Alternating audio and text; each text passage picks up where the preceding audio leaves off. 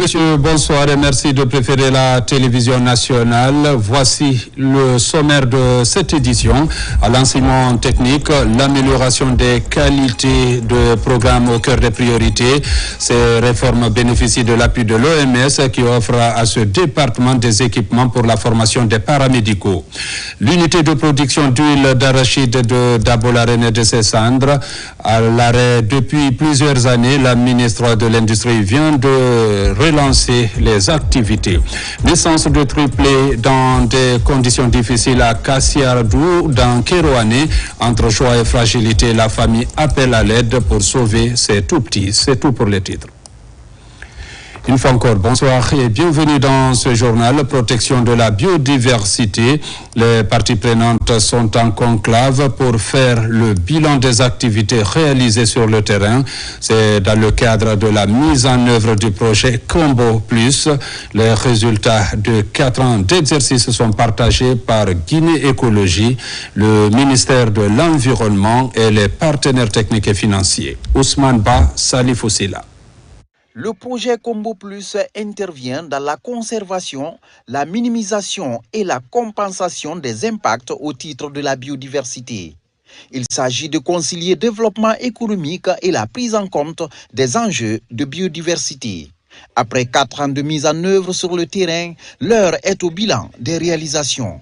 Les parties prenantes échangent pour partager les résultats obtenus et définir les perspectives en vue de la pérennisation des acquis. Aujourd'hui, à cette clôture, nous allons présenter tous les livrables qui ont été développés dans ce sens, qui sont résumés sur des projets qui établissent effectivement ce qui a été réalisé, mais aussi des guides qui ont été produits, des guides qui vont permettre d'établir une démarche méthodologique sur, par exemple, l'application de la compensation, sur les espèces menacées, mais également sur les types de modèles de compensation qu'il faut pouvoir faire et les métriques pour pouvoir évaluer les projets de compensation. Des résultats obtenus grâce à une collaboration entre l'équipe de Combo Plus, l'ONG Guinée Écologie, les partenaires techniques et financiers et le ministère de l'Environnement et du Développement durable. Les résultats qui sont déroulés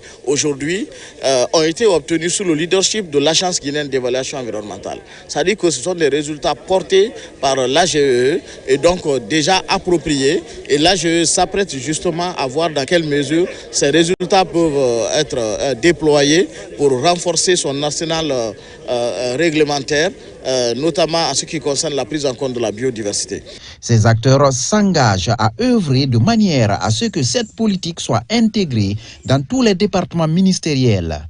Objectif, engager une synergie pour faire de la conservation de la biodiversité l'affaire de tous.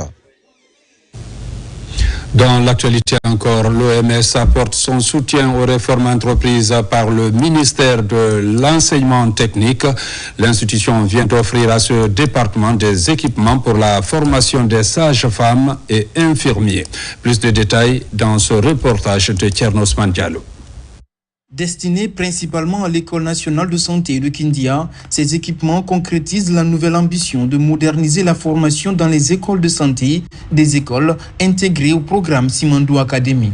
En appuyant ces établissements, l'Organisation mondiale de la santé réitère ainsi sa volonté d'accompagner la Guinée à bâtir un système de santé plus solide en misant davantage sur la formation à la base dans les écoles de santé. Ces équipements ne constituent pas seulement de simples matériels d'apprentissage. Pour les futurs infirmiers, ils permettront d'acquérir une maîtrise concrète des gestes techniques grâce à des mannequins de simulation, des modèles anatomiques et des outils de surveillance clinique. Pour les futures sages-femmes, ils offriront des dispositifs essentiels pour l'entraînement aux soins obstétricaux et à la gestion de l'accouchement dans des conditions réalistes et sécurisées. Ces équipements qui viennent enrichir notre infrastructure pédagogique permettront à nos étudiants d'acquérir des compétences pratiques de haut niveau et de mieux se préparer à exercer sur le terrain. Plus exactement, ce sont 31 équipements qui sont destinés à l'option sage-femme et 34 autres à l'option infirmerie dans le but de rehausser les standards dans la formation en santé. Ces équipements permettront d'améliorer considérablement les apprentissages pratiques, de renforcer la maîtrise technique des apprenants, d'élever le niveau de professionnalisation et d'assurer une meilleure adéquation formation-emploi dans le secteur de la santé. Il renforce ainsi la qualification de futurs agents de santé et par extension la qualité des soins dispensés dans nos établissements sanitaires, contribuant ainsi à une meilleure santé de nos populations.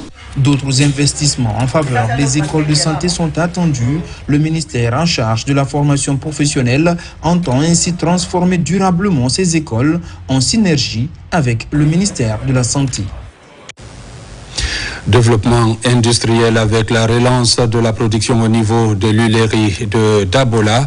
Les activités ont été officiellement lancées par la ministre de l'Industrie, des petites et moyennes entreprises, Ali Badra Kondé.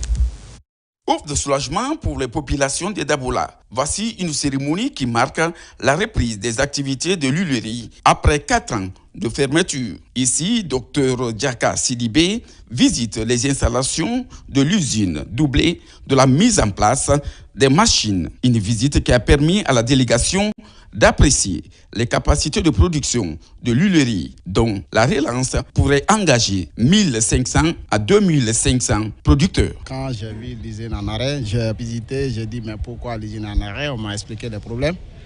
Alors il était question vraiment d'élaborer un business plan pour voir la faisabilité de relance de l'usine de Dabola.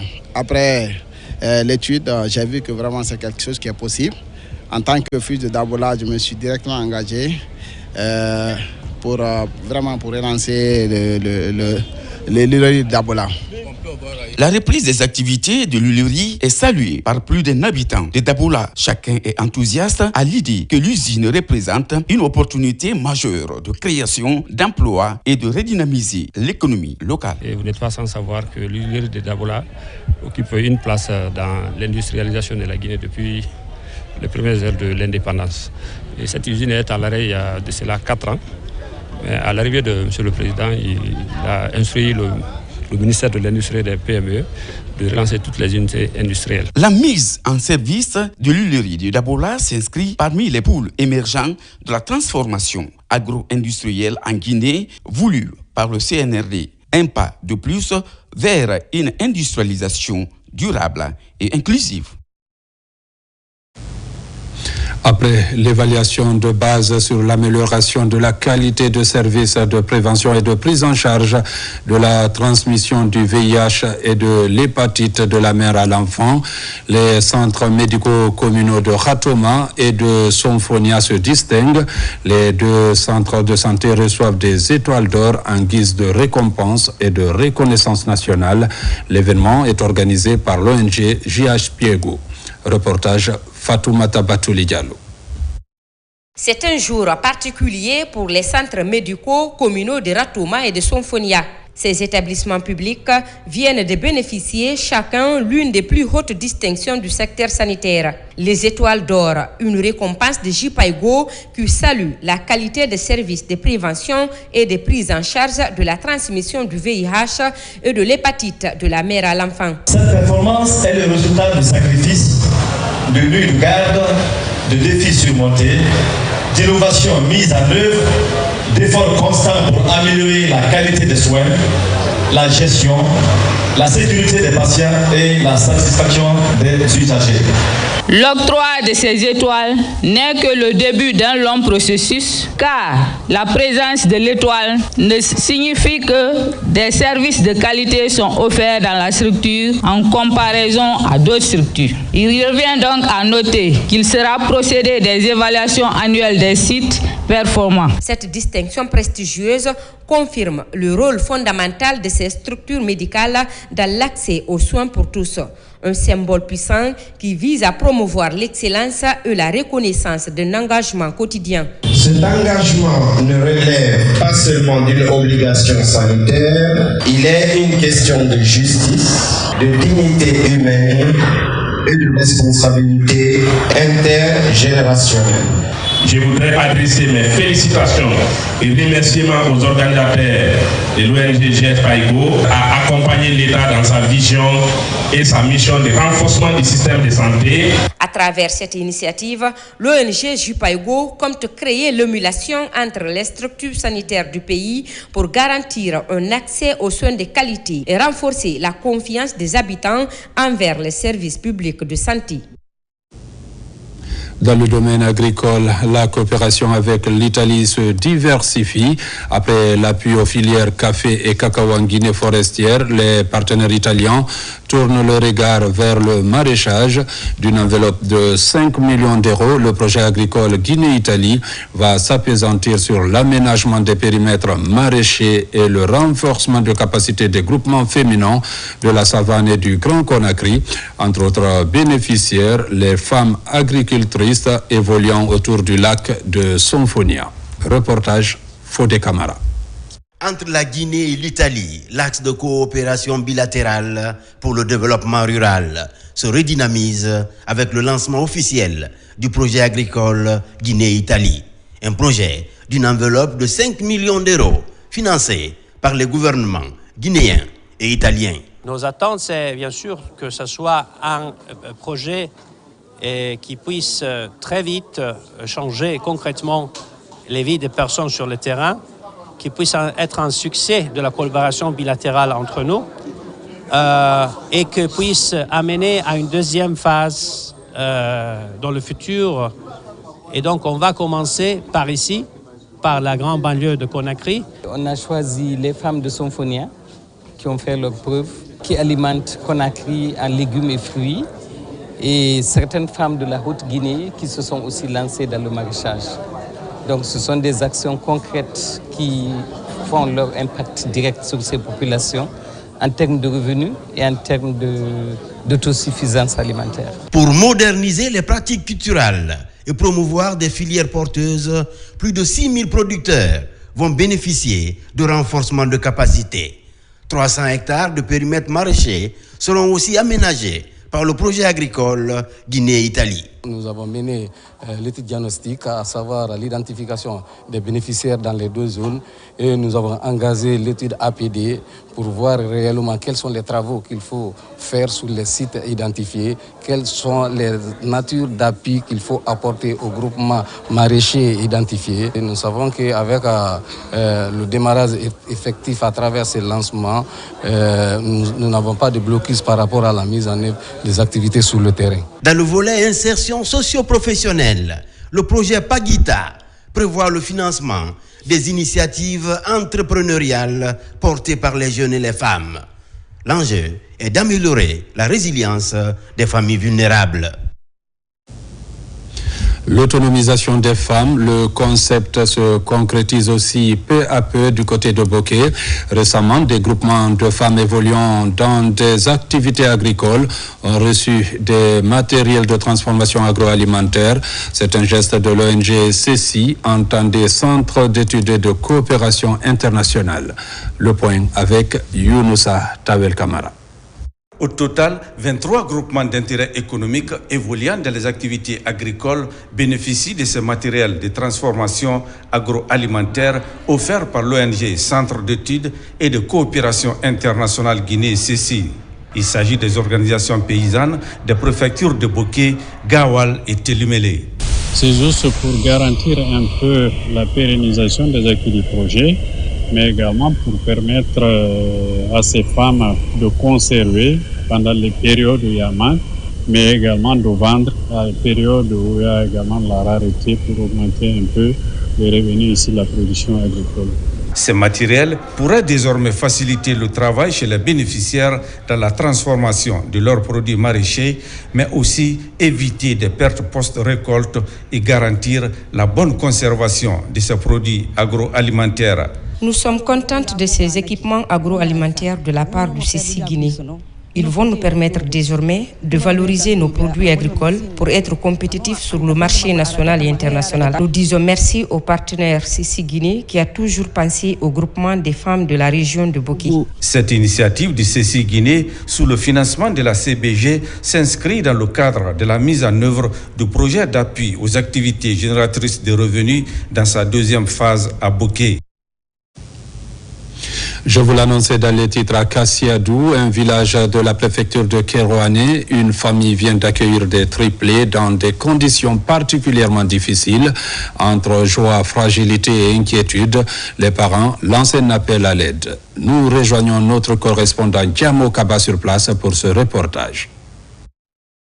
Dans le Sanankoro profond, le district de Kassiadou, une localité partagée entre joie et inquiétude depuis l'arrivée de triplés dans la famille Sidibé. Oumou Sidibé, la mère de ses 3 nourrissons, a du mal à recouvrir sa santé. À cela s'ajoute un manque de ressources financières pour prendre en charge ses bébés. Aux âmes charitables, elle lance cet appel.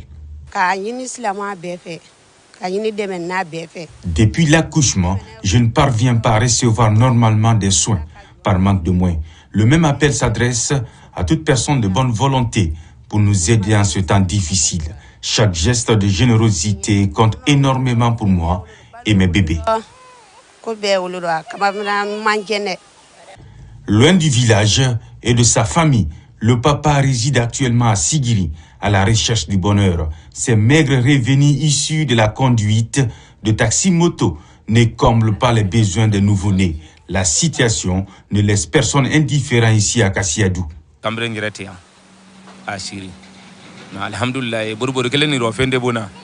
C'est bon de mettre au monde, mais quand on n'est pas capable d'élever ses enfants, ça devient un souci. Au nom du village, nous demandons à tous d'assister cette famille.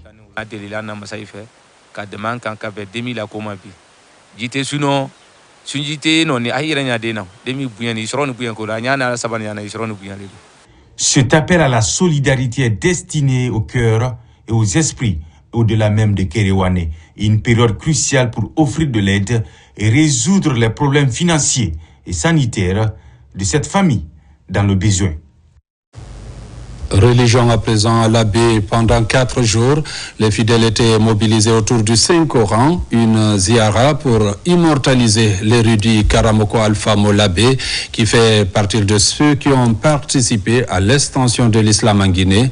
Pour son attachement à l'islam, le président Mamadi Doumbouya a dépêché une forte délégation gouvernementale pour le représenter à cette instance précieuse. Alpha Isiagaba, Sarafdin Diallo. C'est l'une des plus grandes rencontres religieuses au Fouta Jalon.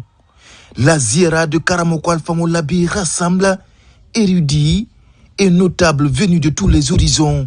Pendant 4 jours, la lecture du Saint-Coran sera au centre des activités.